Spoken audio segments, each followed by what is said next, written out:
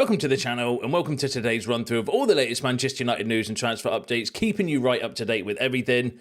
I'm Jamie. Before we get into it, smash a like on the video, subscribe to the channel if you are new. Let's jump straight into it. Match day. Who's excited for the game later on today? Obviously, you might be watching this later on today and the match might already be done, but I'm excited to watch us today and, see what sort of progress we've been making so far pre-season under Ruben Amorim, so it's going to be interesting to see the game. A couple of interesting bits of squad news to bring you first. So Xerxes and Onana have not travelled. Apparently both, well, we know the situation with Onana.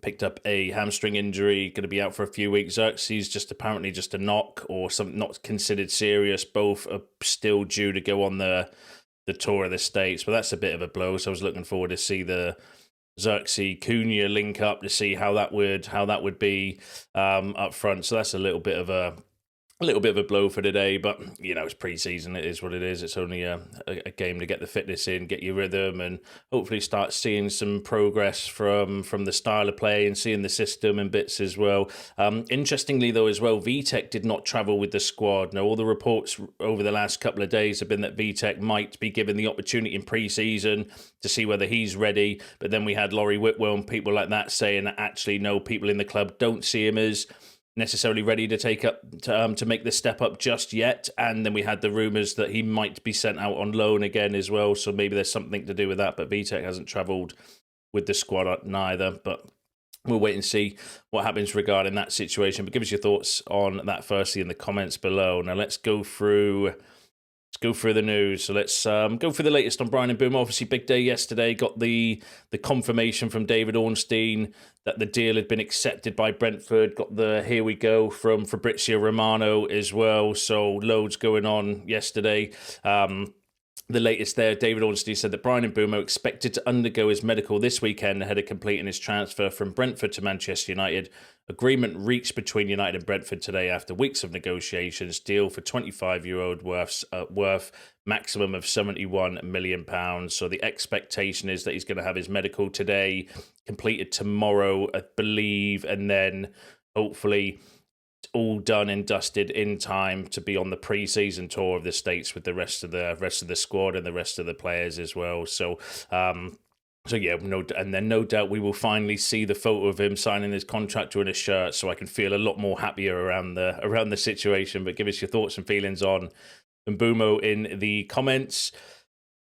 So there's been some more. So where do we go from here? The reports are now that Manchester United are going to be moving towards a striker. So Fabrizio Romano had the following to say. So the next top target is going to be the striker, because Manchester United want to bring in a new striker this summer. Are working on that already. They made some calls in recent days and weeks to be informed, but the budget will depend on the outgoings. I can confirm to you that internal meetings are taking place. Ruben Amorim and all the people at the club want a new striker, so I fully expect Man United to sign a new striker in the next week. So that came from Fabrizio Romano. That has always been the belief, though that shouldn't come as necessarily breaking news, because we know that we've been interested in a striker. That's been one of the priority positions. I think once we didn't get Delap, though, the opportunity presented itself to go for Mbeumo. Mbeumo must have obviously given us some encouragement that he would want to come to United as well. So we've been putting all of our eggs in that basket for the last 7 weeks. But it doesn't necessarily mean that we haven't been working on things, because we've had loads of rumours regarding talks with agents and talks with clubs regarding players. We're not in advanced negotiations or anything like that, but we know we've made inquiries for some strikers. Ollie Watkins is one that we've made inquiries about. Obviously, we know we're aware of the situation with Victor Gyökeres as well. I think we've made a call for Ekitike. There's a list of players we'll go through in a second that actually we have made contact with, so we're aware of the price and the wages and stuff. And then I think it's a case of just working out if we can get some money from some exits, who then becomes the priority for the striker, because I think we know roughly what the asking price is going to be for those players, and then we'll spend 7 weeks to try to negotiate it down just to end up paying that amount in the first place. But we'll have to wait and see what happens regarding the striker situation. So let's go for all the latest links. So I would say Ollie Watkins is a clear candidate for potentially as a striker option. Sam C has said that Manchester United have Ollie Watkins on a list of potential incomings this summer. So we know that there's been loads of links and reports. We know from people like Ben Jacobs and Laurie Whitwell saying that actually we have had a conversation with Aston Villa regarding Ollie Watkins and are aware of his asking price and his wages and availability and everything like that as well. The other one that's coming up more recently is Benjamin Sesko. Now, I'm still a little bit skeptical about the Sesko rumours, because at the time when we were linked with Gyökeres, and then Gyökeres decided to go to Arsenal, and we heard loads of reports from the journalists saying that we'd made inquiry about Watkins and we've made a move for Moise Kean and so on. Sesko's name was never mentioned. It's only been recently the Sesko links, and it feels a little bit to me like it's maybe an agent putting his name out there because the deal to Arsenal hasn't materialised, but that's just me being a bit sceptical. So Sky said that Manchester United have explored the conditions of a deal for a number of strikers, including Ollie Watkins, Victor Gyökeres and Nicholas Jackson. One to keep an eye on as the window develops is Benjamin Sesko. United have been tracking his development for a number of years. So we are, Sesko is a player that we have monitored and scouted and, been linked with. Actually had a bid rejected, or we made a bid for him before when he went from RB Salzburg to RB Leipzig. So he is a player that of clear interest to United. I just don't know how genuine that interest is now. Ben Jacobs said, I still believe there could be something developing between Manchester United and Benjamin Sesko. And then we had the reports yesterday from Sam C as well, again linking us with potentially a move for Benjamin Sesko. So I would put him on the Wonder watch list at the moment, but I'm not entirely convinced, because when, as I mentioned, when Gyökeres was like, my preference is to go to Arsenal, we had loads of stories about Jackson, Watkins, Moise Kean, I would say, with the three main names. And Sesko's name was never mentioned at that time. It doesn't mean we didn't make a call. It doesn't mean we didn't make an inquiry. It just might not have been reported at that stage. And then the other striker is Nicholas Jackson. So Nicholas Jackson is on the shortlist for Manchester United. So the club are looking to bring in a new striker. Nothing advanced yet, and there are more options. But Manchester United are closely monitoring Jackson's situation. The 24-year-old versatile striker could leave Chelsea if a suitable offer arrives. Many inquiries have been made. His contract runs until 2033. And then we've had Fabrizio Romano say that Manchester United are aware of the situation, are informed on the conditions. At this moment, Man United have not started a real conversation, but have not started a negotiation, have not presented any bid, so it's early stages of any discussions. So Romano suggesting that, Jackson is one of the players that we're aware of. And I think that's the same with any of the strikers. We haven't opened up talks because we need to sell players first in order to get the money in. And then once we know how much money we've got in, maybe that would dictate which striker we go for. Because if we get a shit ton of money in, then maybe we would go for somebody a little bit more expensive, like a Sesko, for example. But if we only get a few million, like a cheap amount in, or maybe someone like Jackson, or can we do a deal for Ollie Watkins, Moise Kean's release clause, although I think that's due to expire in the next couple of days. Correct me if I'm wrong on that. I think it was just the first 2 weeks of July when he had a £44 million release clause. So that will dictate, I think, which way we pivot to. But give us your thoughts, give us your feelings. Striker options, I would say Jackson, Watkins. I would put Sesko on the Wonder watch list at the moment. We know we've been linked with Mateta, although those links have gone really quiet recently. I don't know if he signed there's talk of him signing a new contract at Palace. I don't know if that's materialised yet. Ekitike would have been another one, but he's looking like he's going to go to Liverpool. And Moise Kean, I think, would be the other one that we're linked with. And then the alternatives to that would be players like Vlahovic, we've been linked with as well. Although I think that's more agent-driven, where he's being offered to United, not necessarily us going for him. And then, dare I say it, the free transfers that we were all linked with, Dominic Calvert-Lewin, Jamie Vardy, and players like that, when we had all those reports as well, might become viable towards the end of the transfer window, but I'm not entirely convinced by those, being truthful with you. But give us your thoughts, give us some shouts in the comments, as I'm sure you will, on option choices for strikers. Be interesting to read those later. Let's move on to some other news. So, according to Aksam, United are ready to approach Galatasaray for their midfielder Gabriel Sara this summer. The Brazilian moved to Turkey from Norwich City last summer and scored 2 goals and bagged 9 assists in 31 league appearances for the Istanbul club. It's believed the Reds are willing to bid £26 million for the 26-year-old, whereas Galatasaray are thought to be unwilling to sell and would only consider offers starting at £30.3 million Sara has mainly played in central midfielder, but does have experience as an attacking and defensive midfielder as well. Now, I read that via the Manchester Evening News. That is a player, actually, we've been linked with a couple of times before. Aksam are a Turkish outlet with quite a large following as well, so I don't know the credibility personally, but like I said, I read it in the Manchester Evening News. He's a decent player. He looks very, very solid midfielder. English, or I don't say Premier League experience, but he's obviously played for Norwich in the Championship as well, so which I don't think is a bad league in terms of physicality and bits like that as well. 45 appearances, 2 goals, 10 assists last season. It looks like a decent shout. I would just, for that sort of money though, if we go back to, that's the wrong slide, go back to that one. Richard Rios is available for that sort of price. And I know some of you in the comments, and I share that as well, would want to, look at Richard Rios, although he has been in talks with Roma, although that deal stalled a little bit at the moment as well. Xavi Guerra, not had any more updates on Xavi Guerra as well for, around that sort of price. Louise could be cheaper, and yeah, I think there's alternative options. I'm not entirely convinced, is what I would say regarding Sara, but decent all around stats and data for the player. Good attacking output, progressive passes, progressive carries, take-ons. We know that's something that's important for Ruben Amorim in the midfield as well. Good interceptions, good blocks. So he's a bit of a an all-round midfielder as well. We just have concerns over the price, and I don't think midfield's going to be, like we've just heard, striker is the priority. Then depending on exits, then maybe we would look at midfielder or a goalkeeper beyond that, but it's going to be tight, I think, with the budget, because we're relying on exits, and at the moment that they're all going at a snail's pace. There's not really much movement on any players going out of the door, which is frustrating. But give us your thoughts on Sara in the comments below, as I am sure that you will.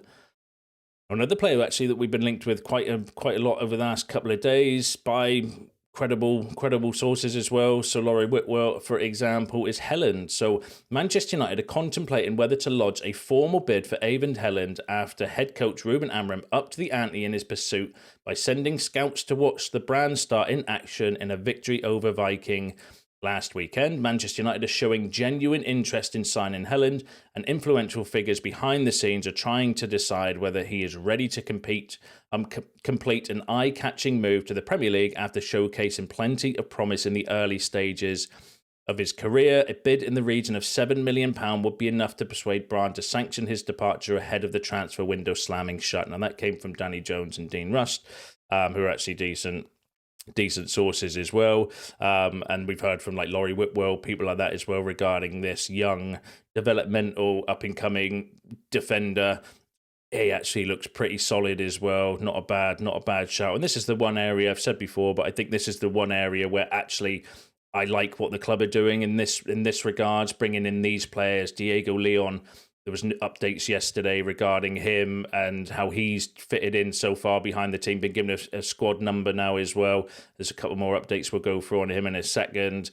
Sekou Kone, Chido Obi, Aiden Heaven, to name a few. Like these, that I think that we've been doing really well. It's got Christopher Favel's fingerprints all over it, going for these types of players, and he actually does look like a really interesting option. £7 million as well, not the worst amount of money as well. Probably could afford that. Now we've got the Mbeumo deal done in installments. It does give us some money for the rest of the transfer window. So not an extraordinary amount where we can go out and buy Victor Osimhen or something like that. But for these sort of deals, then maybe it would give us some wiggle room. So that's an interesting one to pay attention to and keep an eye on. And I would trust the club to go out and find these sort of players, because the success rate so far has been quite good under Ineos and Christopher Vivel and people like that as well. But give us your thoughts, feelings on that in the comments below, as I'm sure that you will. Now let's go through the Emi Martinez stuff. So Fabrizio Romano said the following. So first of all, we have to see what they decide to do about the goalkeeper. If they want to bring in a new one, if they want to sign a young goalkeeper for the future, or want to sign an experienced goalkeeper. There's Emi Martinez, who keeps hoping for a call from Manchester United. He's open to the move to Manchester United. So Romano saying that Emi Martinez is wanting, when we know this, the Martinez rumours are mainly coming from Martinez's side. I do think we've had a conversation. We're aware of the deal, probably like we are with the striker, aware of the price, aware of the contract he wants to come. So I think we've had those like initial conversations, but all the other reports, I believe, over the last few days have been mainly coming from South American sources, and it's more Martinez trying to get a move to United than it is necessarily the other way around. Interestingly, though, Romano on another video said that Manchester United were considering a potential swap deal for Didu Martinez instead of spending new funds, aiming to reserve their budget for a new striker. So Romano was suggesting effectively that maybe United internally are thinking about doing some kind of player swap deal with Aston Villa for Emi Martinez. Now, straight away, I was thinking, well, Garnacho is one, but I don't necessarily like the idea of swapping Garnacho for Emi Martinez. I'd much rather do a deal like that for Ollie Watkins, because I think Watkins will be more expensive than Emi Martinez. Rashford obviously doesn't want to go there. I can't see them swapping, Martinez for Malacia. Antony wants to go to Real Betis. And so you instantly think, well, who are we going to swap? But let's not forget, we might sell some of the first team players just because those 5 players have been told to effectively jog on and get on their bike and find exits and are not training with the first team and stuff. Does not mean that we will not sell some of the players that are in the main squad. I think anyone's up for sale at the right price and, if the right opportunity presents itself. And I was thinking, well, Diego Dallo, Luke Shaw, I don't know if they would be of interest to Aston Villa, but the main one, Mason Mount, there was reports before that Unai Emery really, really rates and likes Mason Mount, and I'm thinking in my head, could we do a deal Mason Mount and Emi Martinez, because we're bringing in all loads of number 10s. That does put a question mark around Mason Mount's position in the first team as a squad player. We know we've got less games this season as well, so what does his future look like in the team? So could we potentially do a deal like that for Mason Mount, was my thoughts regarding it. Obviously, that's just my thoughts. That's not in the media. That's not, so don't take that as, take that with a pinch of salt, because that's just my waffle. But give us your thoughts, what you think in some kind of swap deal with Emi Martinez, who you thinking, give us some ideas, give us some suggestions in the comments, as I am sure that you will. So let's go through all the latest exits. So Manchester United plan to sign a new striker in the next weeks. Outgoings will be key for the budget as Garnacho, Sancho, Rashford, Antony remain among players set to leave. Obviously, we know we know that already.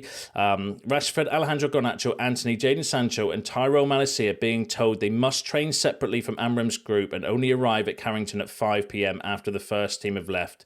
Is part of a club strategy to make clear to each player they have no future at United and encourage them to actively search for and accept a transfer. So this has come from a piece from Laurie Whitwell, giving a bit of light around the idea behind why the 5 players have been exiled. And I like that from United, to make it clear to them they have no future and encourage them to actually find a club and move and accept a transfer out of the club otherwise. And that's why they're being, awkward with them, making them train after 5 o'clock. And I just hope the club stick with their guns with this, because it's a statement of intent. And I do think some players have been dragging their heels and would be quite happy just to stay at United, even if they're not going to play. And we've seen in the past that, Jadon Sancho was welcomed back after his shenanigans with Eric Ten Hag. I know he ended up going out on loan, but that was last minute to Chelsea. Had that not gone through, then he would have been, in and amongst the squad and stuff as well. And I do think it's time the club take a hardline stance on exits and actually, because there's far too many players. Amram said it himself. There are far too many people that are too comfortable at United. We need to make them uncomfortable so that they can find a move and we can all move on with our lives, including the players.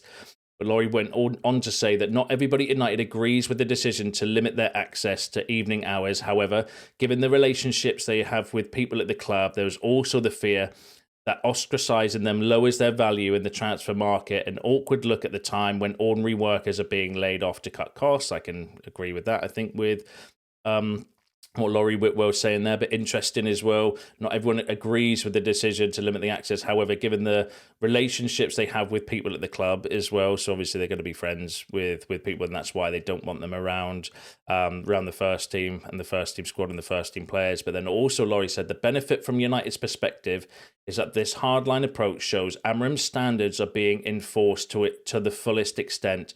To make it clear, break to make a clean break from the past. Amram only wants those players who are fully on board. Now, that's really interesting as well from Laurie Whitwell. So that, the club was saying that this hardline approach shows Amram's standards are being enforced to the fullest extent to make a clean break from the past, which confirms to me that in player power has been wild through the club in the past, because none of that would have happened. And I'm sure the managers would have wanted this hardline stance, but people at the club would not back them on that. And these players would be integrated back into the first team, and then you've just literally you've made the situation worse, in my opinion, because then that creates the player power, because they know they hold all the cards and they hold the keys.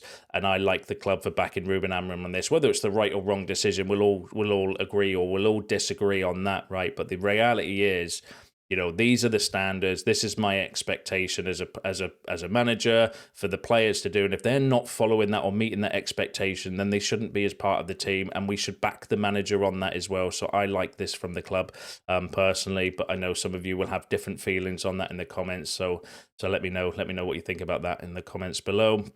Now, just on the exit, so the latest is Antony's agents are in Sevilla to continue negotiating the Brazilian's arrival to continue negotiating the Brazilian's arrival at Real Betis. The player travelled to Manchester this week to discuss his future. There are other clubs interested. His priority remains Betis, and that goes back to what Laurie Whitwell's piece is. You're not playing, you're rocking up to training after 5 o'clock, away from the first team and stuff. Get yourself a move out that suits the players, that suits the club and stuff. I'm just really infuriated by this deal because, unless it ends up where they do pay the money and we get a permanent exit, because Antony is actually the one player that did really well on his loan season and has value and has interest from other clubs. And we're pissing around with this deal with Betis, and it's got to be coming from Antony's side, because I'm sure United would accept a bid from anywhere. I don't think they're particularly bothered about where Antony goes, as long as they get the money and they get the best value for money for the player. And it's clearly coming from Antony's side where he wants to go to Betis and is making it awkward. So, we'll have to wait and see. It was always believed that Antony would be the first player out, but come on, we need to get a move on with some of these exits so we can just, like I said, so we can all move on with our lives. And then the other update I've got for you is Jadon Sancho. So Nottingham Forest are plotting a shocking move for Jadon Sancho. The club views the 25-year-old as an ideal replacement for Anthony Elanga and believes he could revive his career at the City ground following a similar redemption path. Now, that came from a journalist that works for The Sun, so I would instantly take that story with a big fat pinch of salt, because The Sun are not very credible, and I don't know the credibility of that journalist neither as well, but it wouldn't be a bad shout. The problem would be, though, his wages. It's the same problem. I think there would be interest from teams, many teams for Jadon Sancho because of his quality, but it's the wages. That's always the problem with him, but we'll have to wait and see what happens there. The Gazette are saying that Juventus are close to agreeing a deal for Jadon Sancho. Juve are negotiating with Manchester United for Sancho and Rashford. So there's another Italian outlet suggesting that maybe Juventus might be looking at Marcus Rashford as well. But as we know, Marcus Rashford is waiting for Barcelona. And these players are just literally and it's their right. I'm not criticising them. It's their decisions. It's their careers and, everything like that, right? But they seem to be holding on for specific clubs. And that's why it's taken so long, because, we've got interest in Rashford, in Sancho, in Antony from other teams that would already buy him, and we'd already be maybe moving further down the line. But these players, unfortunately, want to go to certain clubs, and those clubs that they're waiting to go for either can't afford them or are not making a move for them yet. So you're really infuriating. But that would be a good shout for, that would be good, helpful for us anyway if Juventus come in for Rashford and Sancho. They can take the freedom pair, and then everyone can move on with their lives as well. But I'm starting to, because we've heard from like Alfredo Padula, Damasio, who are fairly decent Italian journalists. The Gazette, everyone's been saying, 24 hours and the move's really close and all this jazz regarding Sancho and Juventus. So we'll just have to wait and see and keep an eye on it, because none of it's materialised yet. So we'll have to pay attention to that one. I'll bring you any updates when they come out. Now, the rest of the exit news actually involves some of the young players. So Harry Amas left out of Manchester United's squad for tomorrow's game versus Leeds in Sweden and won't go to the USA. Decision made for him to go on loan and play matches this season. There is lots of interest in him. So Simon Stone confirming that Harry Amas is going to be going on loan this season. not part of the US tour and well. And actually, I think that's a decent shout, because the one thing with Harry Amas, I think he's got quality, and I think he's technically very, very good for his age, but it's the physicality. I felt he was a little bit lacking in some games that he did play last season, and his positional awareness. He needs to learn the game, I think, a little bit more. But that's really interesting, because obviously he was in and amongst the first team squad towards the end of last season under Ruben Amorim, and Ruben Amorim did give him some minutes and some game time as well. But why the change? Diego Leon is set to be given the chance to secure a place in Manchester United's first team squad for the forthcoming season. Well-placed sources say coach and staff have been impressed by Leon. So Samuel Lucas, who is a shit stirrer but has connections at the club, confirming what the reports that I brought you yesterday as well, that Diego Leon is set to be given a chance to secure a place in the first team squad, and that so far they've been impressed with him as well. And he's got that physical aspect. The guy is a unit. So it's just, is he technically as good as what we need? That'll be the question mark, I think, regarding Leon. But that's really interesting to see that Amas is out on loan, and then potentially Leon's going to take his space in the squad and be in and amongst the first team. He's obviously not going to go, I wouldn't imagine anyway. I mean, it'd be a surprise if he was just thrown straight into the first team at his age and lack of experience and stuff. But I'd imagine he'll be floating between the 21s and the first team, which is not a bad shout, but we'll wait and see. He could absolutely suck on pre-season, in which case maybe we'll send him out on loan, but the reports are all looking positive for Diego Leon. Interestingly, that Leyton Orient have expressed interest in taking Jack Morehouse on loan this summer. Good track record with loan players. Huddersfield also remain keen. No decision made yet, so Nave Soap suggested Jack Morehouse could also be sent on loan. He's a player that Amram really rates as well. The reality is, though, if we've got less games this season, we don't have the availability for some of the young players to come through. So what's the best for them, to stick them in the 21s or actually go out and play men's football? So I like the idea. I would be sending as many as we can out on loan. If they're not going to be in the first team squad or in amongst the first team squad, then I think you'd just be wasting a year of their career just having them play in the 21. So why not send them out on loan? Interestingly, Joe Hugo will join Barnet on a loan deal, with his Manchester United contract set to expire next summer. So Nave Soap saying that Joe Hugo's effectively left the club because he's going to go on loan for his last season. And then that's it. I mean, maybe we'd do a new contract and stuff. But this is the one area that infuriates me with the young players. And I get the hate and the criticism regarding this, right? But why have we not sold him before? If he's clearly not ready for the first team, he's had countless loans going out, and now he's going to run his contract down and walk away for free. That could be a couple of million quid. That goes, from a PSR perspective, helps us out as well. So I do think that is something we need to get better at, is actually learning when is the right time to sell the young players and the youth. If they're not going to be good enough, if they're at a certain age, you need to make a decision on them quicker. Otherwise, you end up with situations like this where Joe Hugo, who a couple of years ago maybe we would have got a few £1 million for because he did have a decent loan spell, but we haven't, and now he's going to effectively leave the club for free, and that's homegrown profit as well from a PSR perspective. So that's the one thing I do think we need to get better at from the youth side, is learning when to keep players and when to actually bite the bullet, let them go. As long as you do what we've done with the other players, with sell-on clauses and buyback clauses and stuff, I don't have an issue with that personally. And then the final one is Sekou Kone. So Kone impressed first team staff in training during the week, as he did at the back end of last season. Current expectation is that he will be included in the first team squad for the US tour. The best option for his development will be assessed following its completion. So apparently Sekou Kone might also be going on the tour as well. Then we're going to see how he gets on, have a look at him closely, and then make the decision on his future when he comes back, whether he's going to be, again, another one that goes out on loan potentially for the rest of the season or in and amongst the first team squad. So interesting to keep an eye on the youth players, and a bit of movement regarding that as well, which is good, because so we do need to make a decision on some of these young players, and because with a lack of game time this season, it's the right decision, I think, in my opinion. But give us your thoughts and feelings on that in the comments below. Give us your thoughts on all the other topics discussed in today's video. That's you all up to date with the latest news and transfer updates. Don't forget to smash a like on the video on your way out. Subscribe to the channel if you are new. See you in the next one.